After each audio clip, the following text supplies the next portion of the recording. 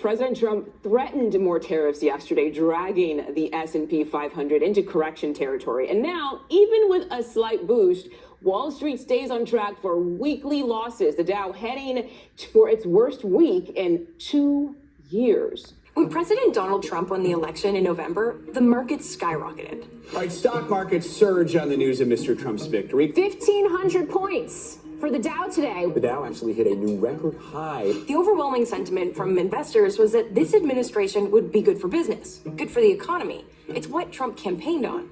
Inflation will be in full retreat. Our economy will be roaring back. Now, not even 2 months into his presidency, the talk of a possible American recession seems to be everywhere. Hey, it's Brian at the Economic Report. Hey, if you're a little bit nervous about the stock market right now, you're not alone. Let's face it, if you're in your 40s, your 50s, or your 60s, you're contemplating what the next 10, 20, 30 years might look like, and you realize that that money that you're putting aside somewhere in the stock market, whether it's a 401k, whether it's inheritance, whether it's direct stocks that you own, or maybe a 403b plan, college savings, all those things can cause a lot of uncertainty. So let's take a look at some of the different things that are affecting the way the market works, what happens when a market goes down, and maybe some of the trends that we can get a better handle on, so it affects the way we think, the way we act, and we're not staring at the ceiling worried about what's going to happen to us next. Because you'll see most of these are trends, and the fact is the market's always recovered. Individual stocks, maybe not so much. The market itself always seems to recover. So let's take a better look and get a handle on these things and maybe quell some of our fear. There are 3 separate types of market corrections. So we can put these into 3 separate categories. A, which is called a pullback. B, which is called a correction. C, which is called a bear market. Let's dig into these a little bit deeper and see if you think you might be in one of these right now, or where we could possibly be. We're talking about 5 to 10% of a discount of where the market was. Now, I want to remind you, if you are holding individual stocks, you can see greater fluctuation. But if you're holding a portfolio that it might be just an average of 20, 30 different companies, you could conceivably see a 5 to 10% pullback where you've lost money.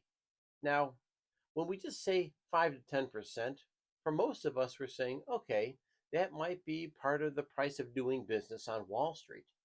But when you open up your statement and you see, oh, I had $100,000 and now I have 95, or better yet, I had $100,000 and now I've got 90,000.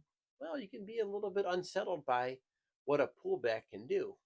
But we know pullbacks happen pretty regularly, and this is just part of the price of doing business on Wall Street. Let's check out the second type of correction, because all of a sudden, this is a little bit more concerning.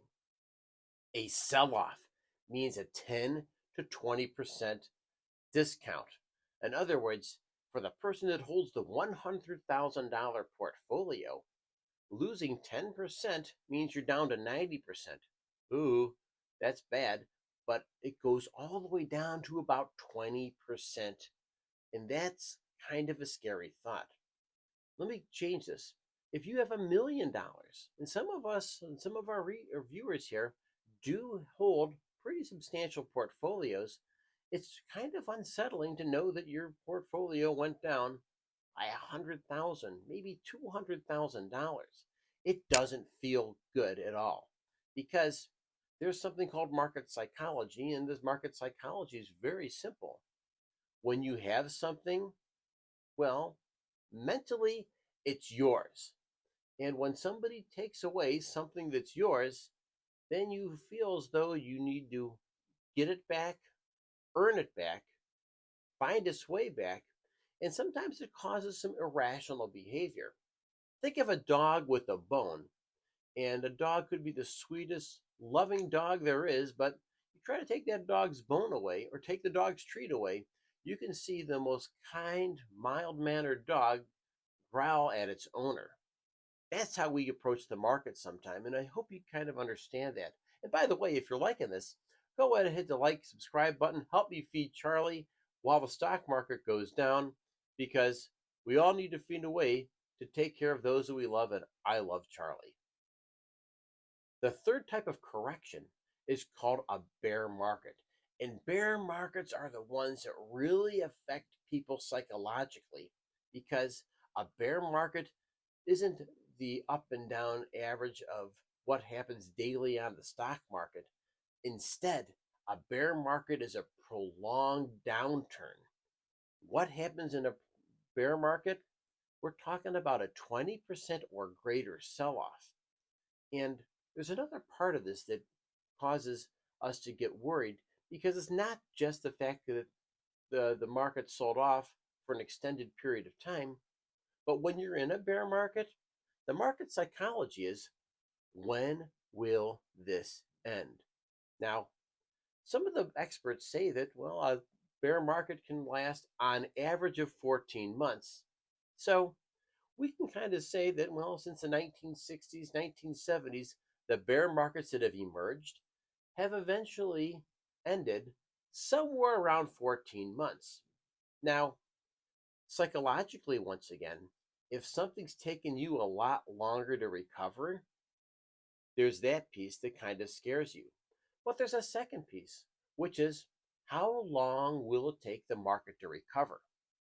And that's another piece to take into consideration, because once again, if we're in our 40s, 50s, 60s, we're thinking about maybe living off this as retirement income. We might be thinking about supplemental income, or we might be thinking about, hey, are we putting the kids through school, paying for weddings, etc.? So we do need access to those funds. So as a rule of thumb, once again, you want to make sure that you don't have anything in the market that you can't afford to lose, or you can't afford to do without for a while. That's just market psychology. And listen, I'm a guy on the internet. I can only tell you how I do my things. I'm not an expert, of course. Those are certified financial planners that always know a little bit more than everybody else, right? Right? Let's take a look at a few other things that are affecting market psychology today in 2025. Trump economy, right? This is always on our minds now that we're seeing a new guy in the White House and a guy in here who has a plan. Let's see what he's dealing with and how that might affect your bottom line, your stock portfolio. Check it out. First, they were on. We will tariff and tax foreign countries to enrich our citizens. 25% on Mexico and Canada. Then they were off. President Trump's tariffs against Canada will now be put on hold. Then, while the first set of tariffs were paused, Trump threatens a whole new second set of tariffs, and then threatens a third set of tariffs, reciprocal tariffs stacked on top. But eventually, he loops back to the first original tariffs, promising they're definitely coming. One story that came out with Trump's rapidly changing economic policies, this could bring on stagflation. Now, those of us old enough to remember, there was a president by the name of Jimmy Carter. Stagflation crept up as kind of a scary thought. The fact that prices went up, salaries did not increase, and we all dealt with a lot of pain, and we had to do a ton of belt tightening. That's thrown out there, and maybe these stories kind of cause a little bit of concern. Some people deal with the fear.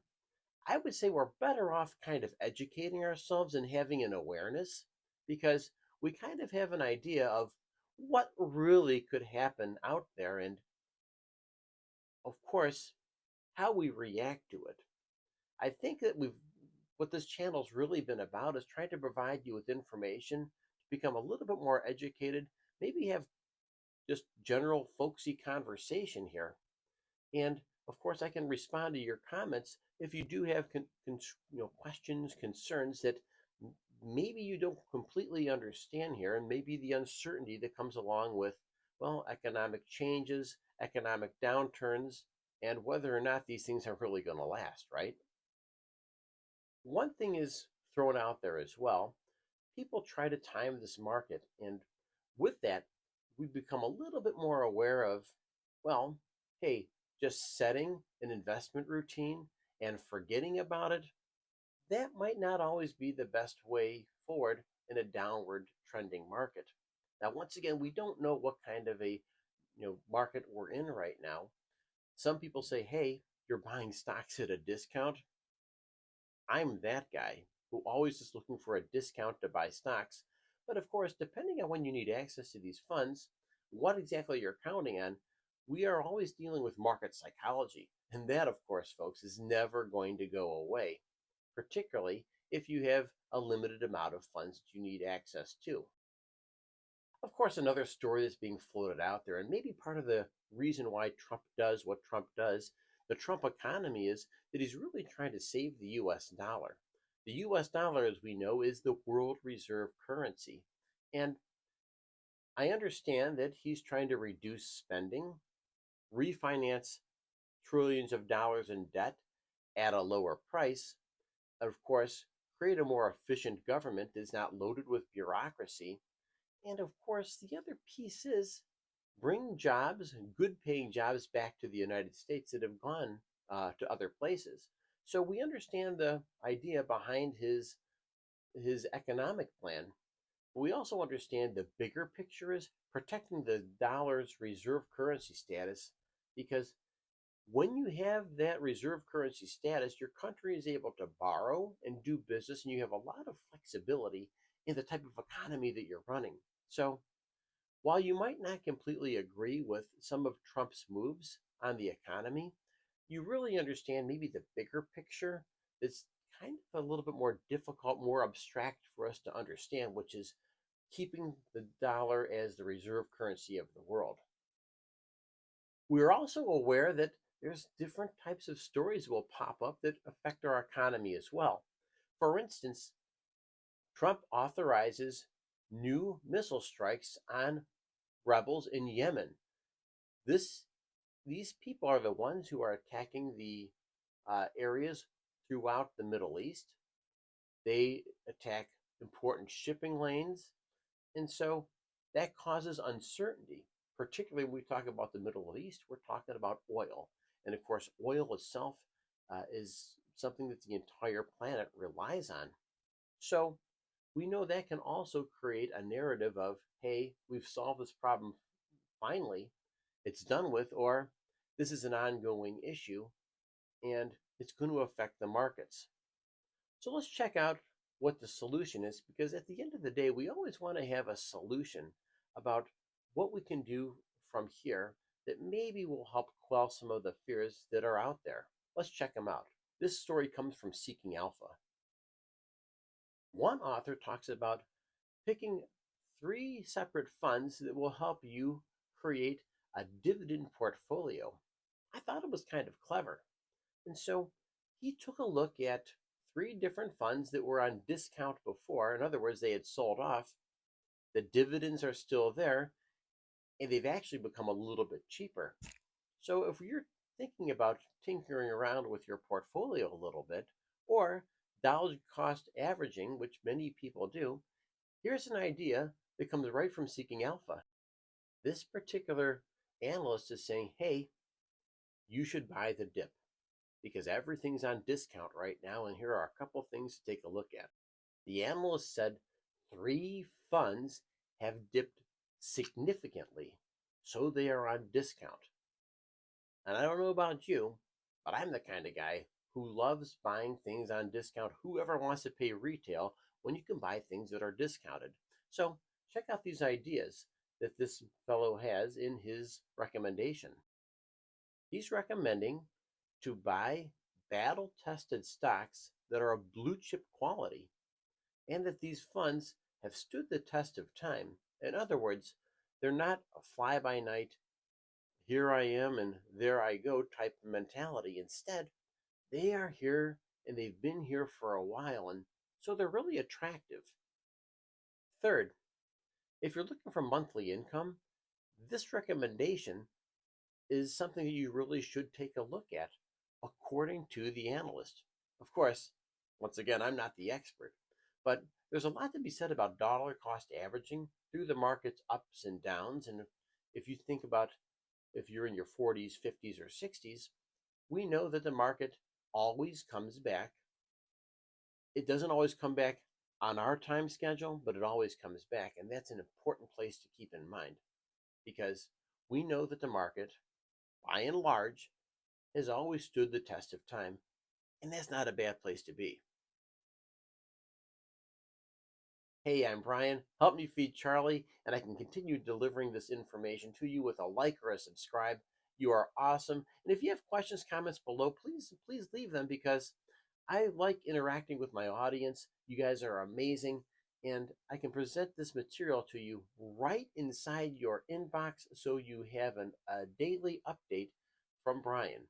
With that, have a great day. And remember, folks, the biggest battle we fight is the one between our ears. Thank you.